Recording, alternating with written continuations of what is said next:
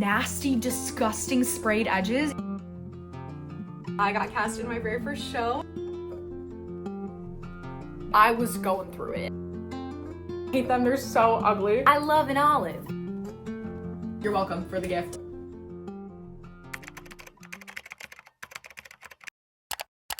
Good morning. I'm not really sure what this video is gonna be just yet, but I want to yap. We're gonna film this week and just see what it turns into, and hopefully it's a very short video and it's very simple and it's just good vibes. I have the week off from rehearsal. Hopefully I posted the last video that I filmed of me just doing a reading vlog, trying to catch up on my reading goal. Hopefully that video's up and you've seen that I got cast in my very first show in New York City. It's been such an incredible experience so far, but we have a full week off. I have a lot more time to read. I haven't been doing any reading because of that, which is totally fine. Like, that is the best case scenario for having a reason to not read, is because I'm so busy working on my craft, which is something I haven't done in so long. In a room full of other artists, it has been just very inspiring and very exciting. Also slightly frustrating, just because, you know, it's a muscle I haven't worked in a very long time. Not even frustrating, I just feel, you know, there's always that imposter syndrome where it's like, should I be here? Why did you invite me here? Am I doing a good job? I don't feel like I'm doing a good job. Personally, as somebody who has always thrived off of validation, a process like devising is very hard for my brain because there is no right answer. Like, you're literally just trying a bunch of things and seeing what sticks. And to some, that's very freeing. And it is freeing. Just to talk a little bit about that and like the process so far, I'm not gonna really go into it, but just like to expand on that, it's very freeing to watch other people present their pieces that they come up with in like 15 minutes, 20 minutes, because people's are so simple, and not in a bad way. Like, it's very inspiring to see some people simplify it so much, yet it's so effective because of its simplicity, that there's so much room for meaning to be prescribed by the audience. Like, you can almost insert your own story on top of what they're doing because they give you moments to kind of like reflect mid-piece. It's like, wow, I was overcomplicating it. On the one hand, for some people's brains, it's nice to have no end goal because it just means that you can try anything and everything. And then there are people like me who really thrive in validation, and sometimes if there is no clear way to get to my end goal, there's no formula, there's no right or wrong, there's no concrete idea other than like a basic theme, it gets really tough because I want to overcomplicate it. I want to just do the most creative, fleshed out thing possible, but then, you know, sometimes in 20 minutes you don't have time to do that. I don't know, sorry, that was just my little rant. If you don't care about theater, devising, whatever. I'm just learning a lot about myself throughout this process, which is great. I knew that I would. That was one of the things that excited me about doing something like this, is the fact that I would learn, the fact that I wasn't going to be really good at it when I walked in. Anyway, I don't talk too much about my acting on here because I have had a very interesting relationship with it as of late, but I finally got in something. I'm finally doing the damn thing, and I'm learning, and I'm being, ooh, got the feeling in my throat right when you're about to like maybe cry. That was weird. No, I'm just very grateful for this experience thus far, but that's where I've been. That's my little life update. That was kind of my spiel. We're gonna read a little bit in this video. It's not gonna be like a planned reading vlog. I am working my other jobs this week, but I'm feeling very creatively inspired, so I want to do like a play. Just got one the other day. I went to the Strand to try to find a book on devised theater, improvisation, but I did not do very much research before I went. And if you've ever been to the Strand, it is a massive 3-level bookstore. I think it is like the biggest independent bookstore in all of New York City. And so walking into the theater section, just being like, I think I'm gonna find a book on devising, having zero idea where to look, who it's by. That's also not how it works, by the way. It's kind of just like plays, acting slash film slash drama. That's the section. So all that to say, I was not very successful in finding a book in that realm. I went to the play section instead and tried to look for a play that my play club was going to read. It's called Two Things You Don't Talk About at Dinner, something like that, by Lisa Loomer. Couldn't find that one. Totally fine. I ended up finding another play by her called The Waiting Room. This is one of the things I definitely want to read in this video just because it's the newest thing that I picked up and I want to read it. I also have my book club book that I really need to finish by Monday. Today is Wednesday. I don't really know the timeline on that because I'm currently in the middle of my reread of Happy Place by Emily Henry. This has not been going well. This was my original 5-star, and when I did my reread of Funny Story this year, I have been itching to pick this up again to truly see what my #1 Emily Henry book is and just see if this one truly holds up. I'm not gonna fret about it because I believe so strongly in divine timing. One thing about me, the only thing that I know to be true, is that everything is connected in the universe. I believe it strongly with my whole heart. It has been very exciting to pick this up at this time in my life, living in New York City. Honestly, just things that have randomly come up in conversation with friends. They are oddly being mentioned in this book, and I have no memory of those things being included because it's like the small details that you don't really remember when you think about a story. You obviously remember the major plot details, but small, minute details in this are so relevant to things that are happening in my life, and I think that is so cool and special because even though I'm kind of drained, I'm not really finding myself connecting to the romance as much as I did the first time around. I am finding so many things that just feel so deeply deeply personal to this moment, and I think that's very exciting to have a book connect with you in so many different ways. And I love how books can evolve and change over time based on where you're at in your life, and they can meet you there or they cannot meet you there. So in a way, I'm like, it is reassuring, and I feel like I know why this was a 5-star, and it's just nice. I don't know, it just feels comforting right now to revisit a story that I know and love. Unfortunately, it's not really helpful for my original intention, which was to compare this directly to Funny Story, because I will say that Miles and Daphne like are truly one of a kind. This year's reread in May, oh my god, like 4.75, 4.8, 4.9 energy. Oh my god, the story blew me out of the water. Their connection, I just felt it so much more this time. We're gonna read through this, hopefully finish it, but I need to get to my book club book, which is Remarkably Bright Creatures. We'll see.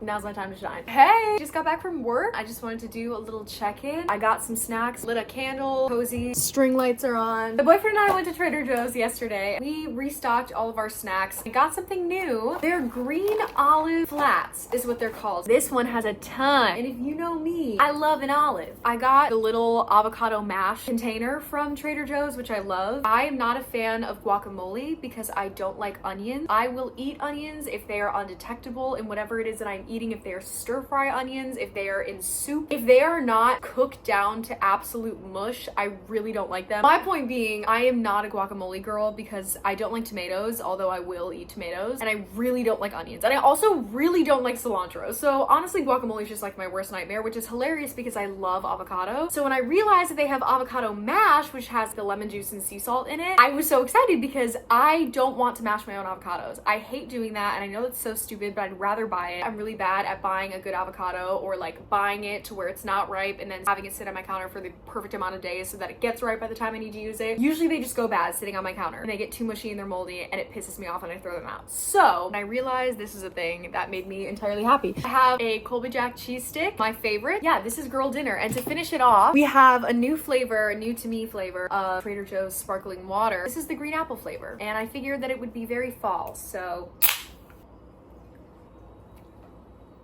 it's good for what it is. It's definitely not my favorite. It's very green apple in the way that it's like artificial green apple. I thought it was gonna give like cider vibes. Obviously it's a water at its core with flavoring, so it's not that at all, but that's fine. So a little update on where I've been. I have been working the past couple of days, but I did have a day off where my boyfriend and I just did the most exciting array of things ever. We went to the Met Cloisters, which you saw. They have an indoor portion to the museum and then these beautiful outdoor like courtyard garden areas. One of them that we were in had a cafe, so we sat and we had coffee and it was wonderful. The other one was like an outdoor garden that had a bunch of different herbs and roots and things that you could directly see referenced inside of the museum. It was just beautiful. The weather was beautiful all day. I have wanted to go for so very long, my dream place ever, and now that I know that it's pay what you wish as a New York resident, girl, catch me there all of the time. And then we were gonna come home and make dinner at home, but like that was the day before we went to Trader Joe's, so we had zero groceries. So instead of doing that casually, we were just like, no, we'll just go down to the Flatiron early. We went to Lenwich, which is like a sandwich salad shop, and then we ended up seeing a musical at night that we rushed that morning. So we got $35 tickets to Exorcistic, which is a parody musical of The Exorcist, which if you just saw, I started reading the book The Exorcist by William Peter Blatty, which is incredibly random. I did say I was in the middle of Happy Place, and I will finish Happy Place. I will, but right now I'm just in like a bunch of different areas. I want to read a bunch of things, but I don't want to finish everything that I read. Like usually once I pick something up, I'm like, nah, I don't really want to. Now I kind of randomly wanted to pick up this. This is very, very random, and I can very much see myself not following through with this, but I'm hoping that I do. This just happens to be perfect because my boyfriend owns this book, and he owned it before we ever saw the musical, but I randomly dragged him to Exorcist. It's basically where they're doing like a staged reading of a new work of it, but the lead actress who plays Megan O'Neill, not Reagan, actually becomes possessed. But it's like super immersive because it's a small intimate theater. I'm not even sure I understood what was happening the whole time. Like it was literally just so crazy. Emma Hunton was Megan O'Neill. Oh my god, one of the best voices I have ever heard, just for how vocally impressive it is. She is playing a 12-year-old girl, so she already is singing in the stratosphere as prepubescent children can do, as however old woman she is. Absolutely insane, but she's also hilarious, and the whole thing is hilarious and unserious and crazy and full of bits. We randomly just got like general admission tickets, but when we walked up they were like, do you guys want to sit in the front row? So we did, and so all of the actors like handed us props and interacted with us the whole time, and it was a great time and so spontaneous. I just heard people at my work talking about it, so we went to that, and then I was like, I think I'm really confused at what's going on. My boyfriend had seen the original movie, and he was like, yeah,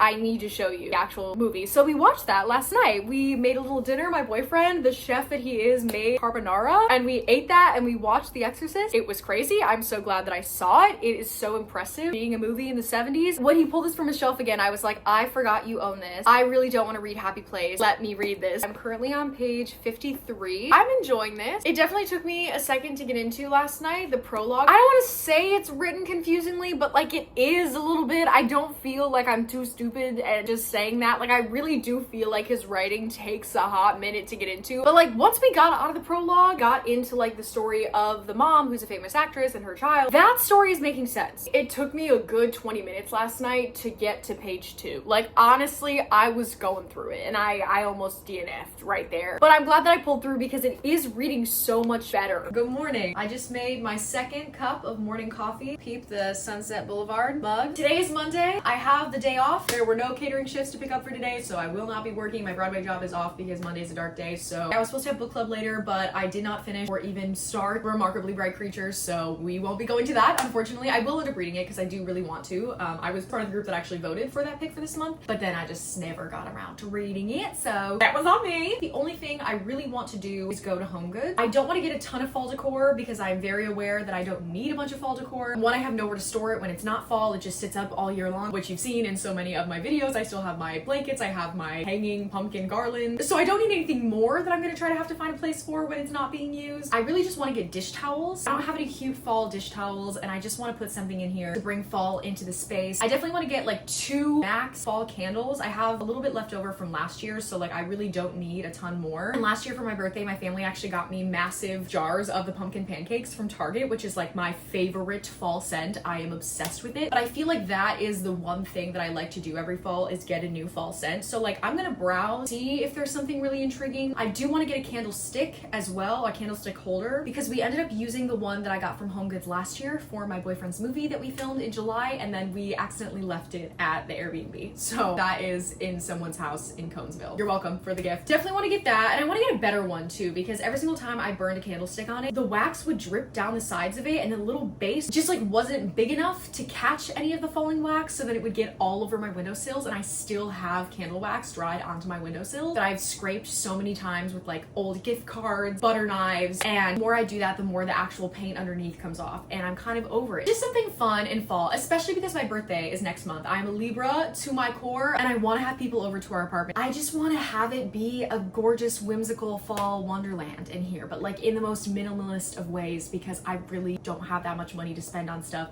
and I also am aware that it's stupid to just spend a bunch of money on stupid fall stuff. So like, we're gonna find the good balance. That's the goal for today. Also, happy first official day of fall. It's the 22nd of September, and it is officially fall. So welcome to that.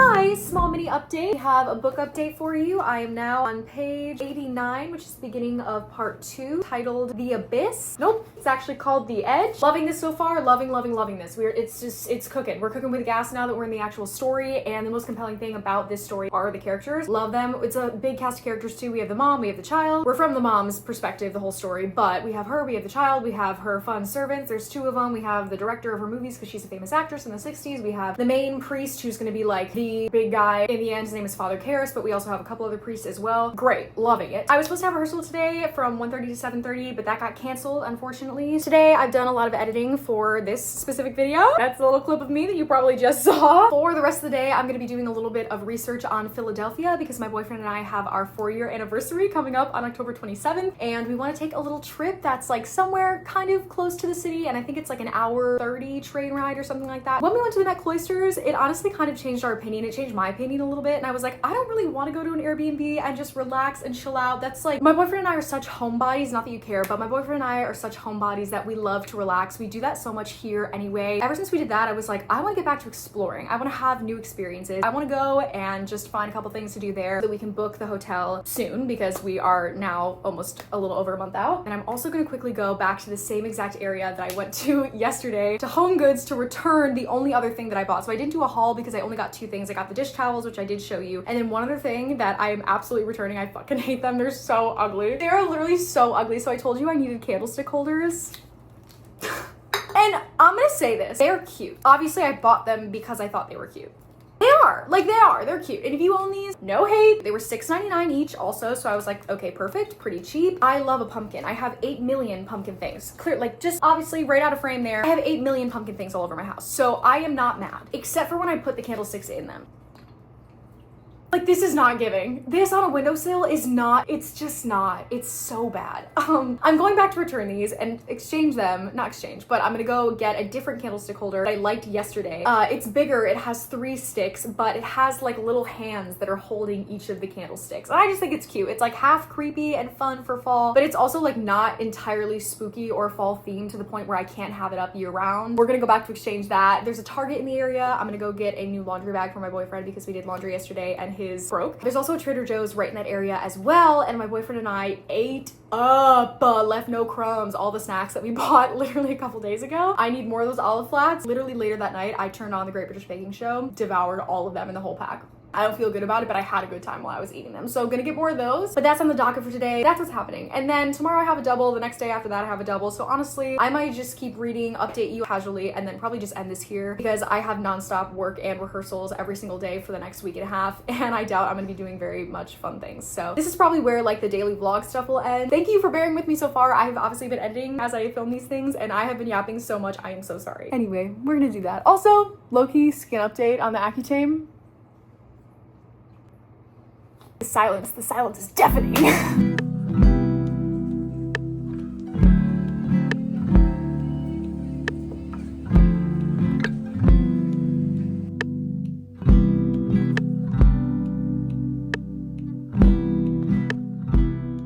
It is right around midnight right now. I just washed my face. I did my skincare, good old moisturizer. I've been advised from the dermatologist not to do anything else to my face. I was like, shouldn't I be using some sort of like vitamin C fighting the hyperpigmentation, discoloration that I have from all this crazy scarring? And he was like, no, just let the Accutane do the work and we can clear everything up after. That's a skincare routine, in case you were wondering. That a little bit of poison every day. I was sitting next to my bookshelf and I saw the book that I picked up at the Strand in between Met and the musical. And I realized that I never showed you what I ended up getting that day. It was on one of the featured tables, and I believe it was a specific like horror suspense table. The only other horror book that I've read is We Used to Live Here by Marcus Klewer, and that was insane. That got me. I was anxious reading that at home alone, but I've always wanted to like dabble in it a little bit more just because I found it really intriguing, and it's kind of fun. It's fun to like be so scared by like words on paper. I picked up a book called Horror Movie by Paul Tremblay. I kind of just randomly picked it up because I think I was intrigued by the cover in general, and I went ahead to flip through it, and I realized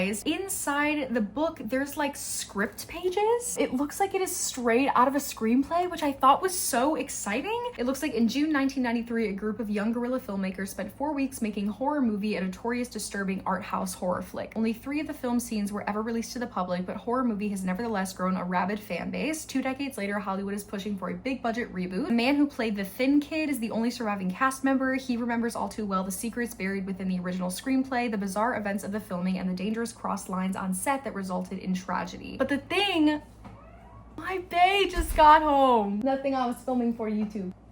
Hello, YouTube. Anyway, I didn't even read the back, so I didn't know what it was about. I just flipped to a random page and I saw that it was like half screenplay, half regular book, and it just really intrigued me. The only other thing that really made me like, I have to get it, were the sprayed edges, which is really random because I have been specifically looking for a copy of Remarkably Bright Creatures that doesn't have the nasty, disgusting sprayed edges, either like the neon yellow one with corals going down the side or the other pink one that has like Swedish fish essentially on the side. Why not make an octopus? Why not make sprayed edges intriguing if you're gonna have them? I think sprayed edges are getting way out of control. I know that is like not an unpopular opinion anymore. Pretty much everyone is saying that these days, but truly they are, especially like the boring just sprayed edges to be a sprayed edge. I've seen books that have sprayed edges that are just a solid color and it's like, ew. So the reason why I had to get this, spoiler alert, it has the coolest sprayed edges I've ever seen. Or maybe not the coolest, but like one of the coolest. It's an actual effective use of sprayed edges. Like it makes it 10 times cooler to have this copy. It's way cooler than just having the pages be here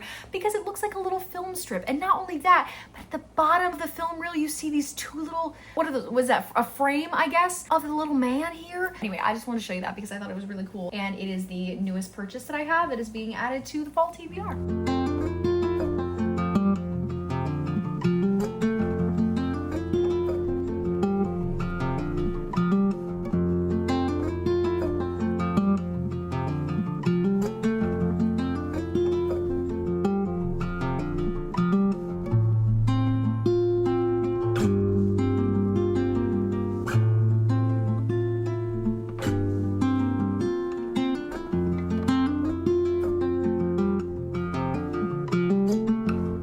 I just woke up not too long ago. My hair is wild. I'm not going to talk for very long. I just wanted to give you a small update. I just got to page 272. A lot of these chapters are like 30 pages long or something insane, which has kind of been making it difficult to read, but not all of them are like that. Sometimes there's just randomly like a really long chapter 1 and then chapter 2 is maybe like 6 pages. I don't know what chapter 3 is. Sometimes you don't even get to chapter 3 within these parts. I'm about to get into the final chapter, which is going to be like the exorcism chapter, or the exorcism part, excuse me, part 4. It's been a little bit slow reading. I haven't picked it up in a very long time. time, but also some of these chapters being so long have been like a little bit of a slog to get through. The whole part with the homicide detective is not my favorite. He was an okay character in the movie. I didn't mind him at all, but I hate him in this. I think he is just so annoying, and every single time he shows up, I'm like, oh my god, cut the dialogue. He just repeats himself. I'm so over that. I didn't really love him in the movie either, but like we definitely see way more of him in this. I have 105 pages until I finish this, so I'm hoping to finish this today or tomorrow. I work today, so I don't really know. Just want to let you know it is getting really, really good. I love Father Karras. It's actually pretty creepy. I can't even imagine what people felt like when they were reading this for the first time when it came out. Obviously, when you compare it to horror today, it's not the same, and you could say that it's not scary. The movie definitely isn't scary, but like reading this, it is scarier than the movie. And just knowing when it came out and being revolutionary for a book of this type, being a horror book. When was this released? This is the 40th anniversary version, I think. Yeah, okay, so this one came out in 2011, but it was first published in 1971. I can definitely understand how reading this at 1971, I don't know what other horror books were available at that time, if that was even like a known genre that people were seeking out, but I could definitely see how this was terrifying to read about because it is spooky at some parts. Really enjoying it, almost finished with it. That's my mini update.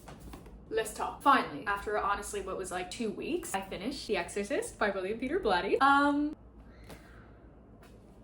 Right. Reagan O'Neill be like, well, first of all, I cried. I did not film myself finishing the end of this, but my boyfriend thankfully did, or unfortunately did. I love Father Karras. I mentioned him earlier about how he's gonna be like the big guy in the end, which isn't really like a spoiler. It's evident throughout the book that he's a main character, even though this does switch his perspectives from the mom, Chris, to Father Karras. Some points it goes straight to the homicide detective. It goes to the servant, Carl. Father Karras is one that we dive deeply into, and I just love him. I knew how this book ended, but it still really got me. I'm trying to be very intentional about my rating of this book, and I think I'm confidently going to give it a 4.25 stars, and that is very intentional because there was so much about this book that I really, really enjoyed, but I can't ignore that some parts of it really did lag. Again, which I mentioned about the homicide detective, a lot of his conversation would drone on for pages upon pages when it was really a conversation that could have been completed in way less time, and that was a very common theme with other parts of this book as well. There's a lot of medical jargon in this book. Nobody wants to come out and say that she is possessed. This is 378 pages. I want to say for like 220 pages, people are very confidently like, no, this is just a mental disorder. This is hysteria in a young girl. Like